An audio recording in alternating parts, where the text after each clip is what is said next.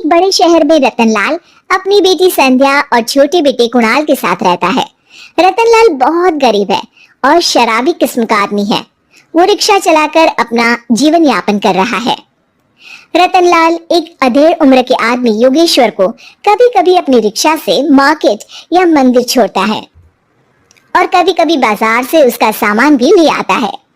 एक दिन रतनलाल योगेश्वर से कहता है, साहब, आपके पास गाड़ी है, फिर भी आप कभी कभी रिक्शा से क्यों जाते हो? इन शहर की गलियों को आराम से देखना मुझे बहुत पसंद है। ठीक है साहब, मैं चलता हूँ, कल फिर आऊंगा। अरे रतनलाल, रुको तो। मैंने सुना है कि तुम अपनी बेटी को कुछ पैसों के बदले किसी को दे रहे हो। अब अभी किसी को बेचे नहीं तो क्या करे साहब। एक छोटा बेटा है, उसको पढ़ाना भी है, उसकी देखभाल भी करनी है, और अगर मैं बेटी को घर में रखूंगा तो उसकी शादी कैसे करूंगा साहब? तुमको कितने पैसे मिल रहे हैं? अब 50,000 साहब। देखो, मैं तुमको पूरे 20 लाख रुपए देता हूँ। तुम अपनी बेटी संध्या को मुझे दे दो। है? अब 20 लाख? धन्यवाद साहब, धन्यवाद। मैं कल ही उसे आपके पास छोड़ जाऊंगा साहब। अगले दिन रतनलाल संध्या को हमेशा के लिए योगेश्वर के यहाँ छोड़ आता है और बदले में 20 लाख रुपए लेकर घर आ जाता है। रतनलाल जिंदगी में पहली बार इतने पैसे पाकर बौखला गया। उसने एक अच्छा घर लिया। कुणाल, अब हमें कोई चिंता नहीं है, तो अब अच्छे से पढ़, खूब मन लगाकर पढ़ाई करना। पापा, मुझे पढ़ाई करना अच्छा नहीं लगता। अरे तूने अगर ज्यादा बकवास की ना तो बहुत मारूंगा। कल से तू अच्छे स्कूल में जाएगा तो जाएगा, हाँ बस। कुणाल का एडमिशन एक अच्छे स्कूल में हो जाता है, लेकिन आए दिन स्कूल से शिकायत आती ही रहती है।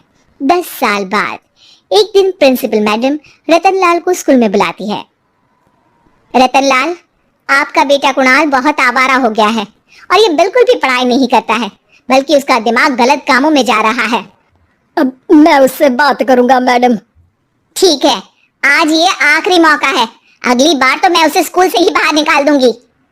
रतनलाल घर आ जाता है और कुणाल से कहता है, कुणाल बेटा, मैं तुम्हारे ऊपर इतना पैसा लगा रहा हूँ, फिर भी तुम स्कूल में सही से क्यों नहीं पढ़ते हो? आप तो रहने ही दीजिए, मैं सब जानता हूँ कि ये पैसा कहाँ से आया है। और वैसे भी अब ये पैसा मेरा है, मेरा जो भी मन होगा मैं करूंगा। आज के बाद मैं कभी स्कूल नहीं जाने वाला। रतनलाल को अपनी बेटी की याद आती है और वो रोने लगता है। 5 साल बाद कुणाल एक दिन एक लड़की को शादी करके घर ले आता है। पिताजी, ये मेरी पत्नी है स्वीटी। तुमने शादी कर ली? हाँ, शादी कर ली मैंने, दिखाई नहीं दे रहा? और अब से आप फिर से कमाना शुरू कर दो, बहुत बैठ कर खा लिया। कुणाल, तुम इस बुड्ढे को घर में क्यों रख रहे हो? देखो ना, ये शराब पीता है, इसे घर से बाहर निकाल फेंको। अरे स्वीटी, ये मेरे पापा है, कैसे बाहर निकाल दूं? और वैसे भी घर में कोई तो चाहिए ना काम करने वाला, नौकर समझ कर रख लो। इस बुड्ढी को तो घर से बाहर निकाल कर ही रहूंगी मैं कब तक इसके लिए खाना बनाऊंगी? स्वीटी एक दिन घर के बाहर पार्क में अपनी दोस्तों के साथ बैठी होती है। तभी वो रतनलाल को बुलाती है। पिताजी, मेरे कमरे में मैं अपना फोन छोड़ आई हूँ, जरा ला कर तो देना। हाँ जरूर, अभी लेकर आता हूँ। रतनलाल फोन लेकर आ जाता है। कुछ समय बाद स्वीटी के फ्रेंड्स भी चले जाते हैं। स्वीटी अंदर आकर शोर मचाती है। चोर चोर! कहाँ है चोर? मुझे तो यहाँ कुछ नहीं दिख रहा। अरे ये अलमारी खुली पड़ी है, जरूर किसी चोर ने ही खोली होगी। अरे कौन आया था यहाँ? यहाँ तो पिताजी आए थे बस। अरे बहू, मैं चोर नहीं हूँ। मुझे तो आप पर अब बिल्कुल भी विश्वास नहीं है पिताजी, क्योंकि जब आप पैसे के लिए दीदी को बेच सकते हो तो आप चोरी भी तो कर ही सकते हो। अरे लेकिन वो सब तो मैंने तेरे भले के लिए किया था ना। मैं तो कहती हूँ कि हमें इनकी कमरे की तलाशी लेनी चाहिए। तुम बिल्कुल सही कह रही हो, चलो। स्वीटी और कुणाल दोनों रतनलाल के कमरे की तलाशी लेते हैं और उन्हें वहां स्वीटी की ज्वेलरी और पैसे मिल जाते हैं। मैं तो पहले ही जानता था कि चोर आप ही हो। निकल जाओ मेरे घर से और दोबारा अपनी शक्ल मत दिखाना। रतनलाल आंखों में आंसू लिए घर से निकल जाता है। स्वीटी मन ही मन सोचती है, आज तो मेरी प्लानिंग सफल हो गई। जैसा मैं चाहती थी ऐसा ही किया और बड़ी आसानी से उस बुड्ढी को चोरी का इल्जाम लगाकर घर से भगा दिया। रतनलाल की हालत अब ज्यादा खराब हो गई और वो सड़क पर बैठकर भीख मांगकर खाने लगा। एक दिन वहां एक गाड़ी आकर रुकी और सड़क पर बैठे सभी भिखारियों को अपने सेंटर ले गई। एनजीओ की मालिक संध्या एक एक करके सभी को सुविधा मुहैया कराती है। तभी उसकी नजर रतनलाल पर पड़ती है। पिताजी, संध्या तू? पिताजी आपकी ये हालत कैसे हुई? ये सब मेरे बुरे कर्मों की सजा है जो मुझे मिल रही है। मुझे माफ कर दे बेटी।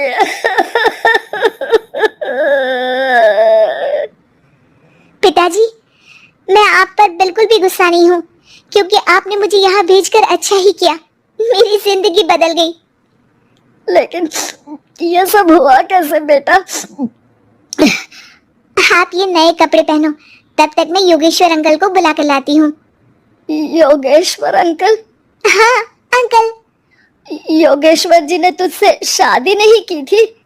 नहीं तो पापा, उन्होंने तो मुझे पढ़ा लिखा कर इस काबिल बनाया है कि मैं आज सबकी सेवा कर पा रही हूँ।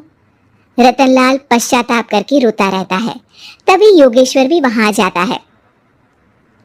रतनलाल जी, आपकी ये हालत कैसे हुई इतने सारे पैसों के बावजूद भी? क्योंकि मैंने बेटे और बेटी में भेदभाव किया था। लेकिन आपने ये कैसे किया? मुझे ये जानना है, बताइए। सालों पहले जब संध्या छोटी थी, तब मैंने एक बार एक आदमी से तुम्हें बात करते हुए सुना था, जो कुछ पैसों में संध्या को तुमसे खरीद कर शादी करना चाहता था। मैं उस समय एनजीओ में बच्चों के लिए ही काम कर रहा था और मैं किसी भी लड़की की जिंदगी खराब होते नहीं देख सकता था। इसलिए मैंने अपने जीवन की कमाई का एक बड़ा हिस्सा तुम्हें दे दिया था। सच में कितना गलत था मैं। मुझे माफ कर दो। अब आप दोनों मेरे साथ घर चलो और आज मैं अपना सच्चा प्रायश्चित करना चाहता हूँ। योगेश्वर और संध्या रतनलाल के साथ घर जाते हैं। स्वीटी दरवाजा खोलती है। चोर भिखारी, तो फिर से आ गया? चल भाग यहाँ से बुड्ढे। ये घर तुम्हारे बाप का नहीं, मेरा है। बाहर निकलो यहाँ से। रतनलाल कुणाल और संध्या को घर से बाहर निकाल देता है। योगेश्वर जी, अब ये घर आपका है और अब आप यहाँ एक और एनजीओ खोल सकते हैं। शायद अब ये सच्चा प्रायश्चित है। संध्या अपने पिता के गले लग जाती है।